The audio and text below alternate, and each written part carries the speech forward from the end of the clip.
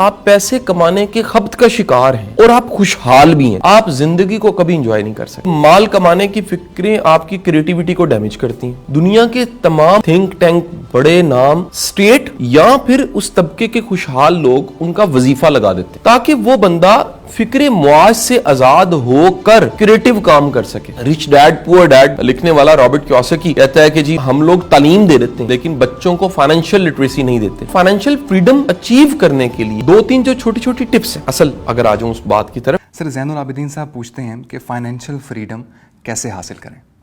اچھا، یہ بڑا ایک میچور کوشچن ہے، اس لیے کہ فائنینشیل فریڈم کی بجائے ہم کہیں نہ کہیں امیر ہونا چاہتے ہیں، اور امیر ہونے یا اپنی غربت کو ختم کرنے کی وش جب بنا لیتے ہیں، گول بنا لیتے ہیں، اور ہم اپنی غربت کو ختم کرنے کی جب تگودو شروع کرتے ہیں تو کہیں نہ کہیں خدشہ یہ ہوتا ہے، بلکہ ہو جاتا ہے کہ ہمیں پیسے کمانے کا خبط مل جاتا ہے۔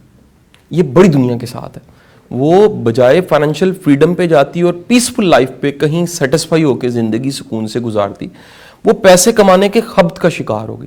اچھا، اب ہوتا کیا ہے کہ جیسے ہی آپ پیسے کمانے کے خبط کا شکار ہیں اور آپ خوشحال بھی ہیں ایک ہی وقت میں، یعنی خوشحالی بھی ہے اور آپ میں پیسے کمانے کا خبط اور لالچ بہت زیادہ پایا جاتا ہے، آپ زندگی کو کبھی انجوائے نہیں کر سکتے کیونکہ آپ نے چیزوں کو پکڑنے کی عادت ڈال لی ہے۔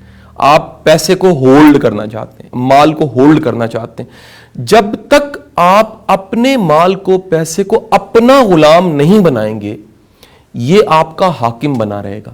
یہ بڑا اہم جملہ، یعنی آپ اپنے مال کو غلام بنائیں۔ دیکھیں، پیسہ بڑا بہترین سرونٹ ہے، اس سے جو چیز، جو کام چاہیں آپ کروا سکتے ہیں، لیکن اگر آپ اسے اپنا غلام نہیں بناتے تو یہ آپ کا حاکم بنتا ہے اور آپ پہ حکومت کرنے لگ پڑتا ہے۔ پھر آپ کا دماغ، آپ کا دل، ہر چیز، ہر وقت صرف پیسہ آپ سوچتے ہیں۔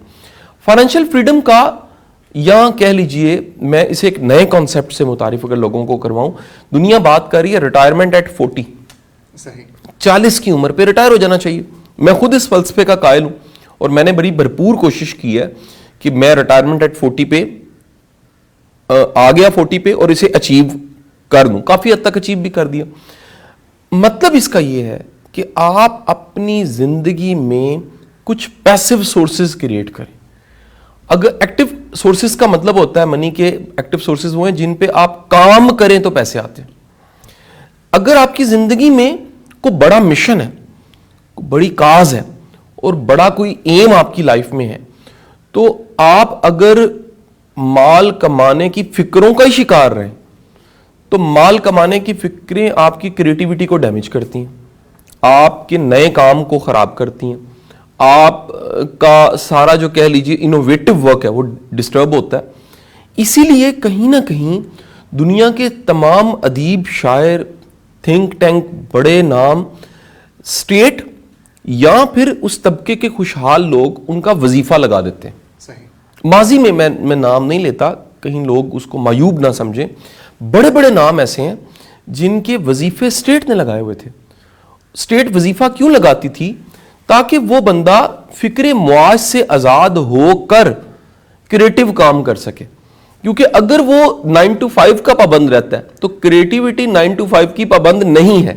صحیح۔ ایک اچھا شعر، ایک اچھا آئیڈیا، ایک اچھی بات چیت، ایک اچھا نظریہ، ایک اچھا لٹریچر 24 گھنٹوں میں کسی بھی وقت پروڈیوس ہو سکتا ہے۔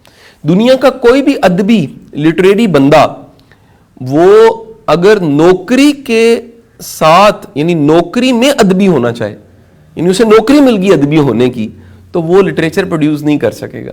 لٹریچر کی آمد کا کوئی وقت نہیں ہے۔ میرا بڑا پسندیدہ رائٹر ہے رسول حمزہ توف، اس کی کتاب ہے میرا داغستان، یہ فکشن ہاؤس نے اس کا ترجمہ کیا ہے، میرا داغستان کے نام سے چھپی رسول حمزہ توف۔ رسول حمزہ توف کہتا ہے کہ ایسا ممکن ہے کہ آپ کسی اور دنیا میں رہتے ہوئے کچھ پروڈیوس کر رہے ہوں اور باقی دنیا کسی اور جگہ ہو، یعنی آپ کے ارد گرد سب موجود ہیں اور آپ تنہائی کا شکار ہیں کیونکہ اندر کی دنیا میں تنہائی ہے۔ ایسا ممکن ہے کہ باہر اجاڑ ہے لیکن آپ تخلیقی حالت میں ہیں اور اس وقت آپ کریٹ کر رہے ہیں۔ دنیا کے بڑے بڑے لوگوں کے وظیفے لگا دیے جاتے ہیں۔ میں کہتا ہوں فائنینشیل فریڈم اچیو کرنے کے لیے 2-3 جو چھوٹی چھوٹی ٹپس ہیں اصل اگر آ جاؤں اس بات کی طرف. ایک تو اپنے زندگی کے سفر کو وقت پہ شروع کرنا چاہیے. ہمارے زیادہ تر ینگسٹرز وہ ذمہ داریاں دیر سے قبول کرتے ہیں, بڑا وقت گزر چکا ہوتا ہے, وہ کہتے ہیں جی ہم تب کمائیں گے جب ذرا 25-30 سال کے ہو جائیں گے. آپ کو بڑی دنیا میں کہتے ہیں جی ہم ذرا پاؤں پہ تو کھڑے ہو جائیں پھر شادی کر لیتے ہیں. آج کل شادیوں کا ٹرینڈ اب دیکھیں 30-35 سال کی عمر کے بعد لوگ شادیاں کرنے لگ پڑے. اس کی وجہ یہ ہے کہ وہ فائنینشلی ذرا بہتر نہیں ہوتے. میرا کہنا یہ ہے, میری نصیحت یہ ہے, ایڈوائز یہ ہے کہ ہمیں اپنے بچوں کو بڑی ینگ ایج میں کچھ نہ کچھ ذمہ داریاں ضرور دینی چاہیے.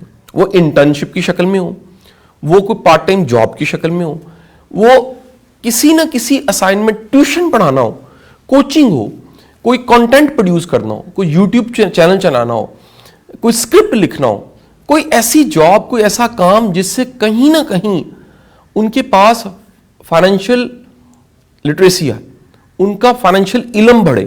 جس کو رچ ڈیڈ پور ڈیڈ لکھنے والا رابرٹ کیوساکی کہتا ہے کہ جی ہم لوگ تعلیم دے دیتے ہیں لیکن بچوں کو فائنینشیل لٹریسی نہیں دیتے. اس وجہ سے بڑے پڑھے لکھے لوگ بھی خوشحال نہیں ہیں, بلکہ وہ مائنڈ کرتے ہیں اس بات کو کہ آپ اس طرح کیوں کہہ رہے ہیں. دراصل ان کے پاس فائنینشیل لٹریسی نہیں ہوتی. تو ہمیں اپنے بچوں کو بڑی ینگ ایج میں, کہیں ٹین ایج میں, انہیں تھوڑا بہت فائنینشیلی لٹریٹ کرنا چاہیے. انہیں چھوٹے چھوٹے کاروبار کے تجربے کروانے چاہیے. ان کو غلطیوں کی بھرپور گنجائش دینی چاہیے. اور سب سے بڑھ کے جو آخری بات کروں کہ آپ کو کچھ ٹارگٹس, گولز بنا کے اچیو کر لینے چاہیے کہ بھائی 30 کی ایج تک میں نے یہ ٹارگٹس اچیو کر لینے ہیں. ممکن ہے گھر کا ہو, گاڑی کا ہو, ذمہ داریوں کا ہو. آپ کے گولز ہونے چاہیے کہ میں نے اپنی مناسب عمر میں اپنے بہن بھائیوں کو سیٹل کروا دینا. آپ کے گولز ہونے چاہیے کہ میں نے اس سوسائٹی میں پے بیک کرنا ہے. یہ پے بیک والی حالت بڑی ضروری ہے. جب تک آپ پے بیک نہیں کرتے آپ بڑے اندر سے بڑے نہیں ہوتے.